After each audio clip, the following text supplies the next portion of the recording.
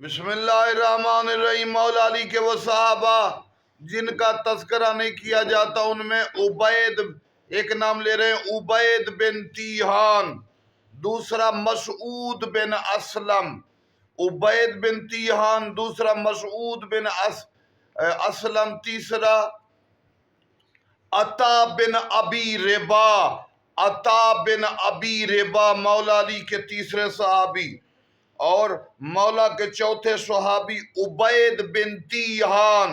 عبید بن تیہان۔ اس کے علاوہ میرے مولا کے وہ صحابی جو مولا کا خون ہے، مولا کے بیٹے ہیں، جناب محمد ابن حنفیہ بھی علی مولا کے صحابی، اور جنہوں نے بابا کی زیارت کی، بابا بھی تھے، ان کے آقا بھی تھے، اور جعفر ابن علی یہ بھی مولا علی کے صحابی، میرے مولا کے بیٹے خون۔ جب مہدی آئیں گے جو خون صاحب ہے ان کا پتہ چلے گا دوسروں کا بھی۔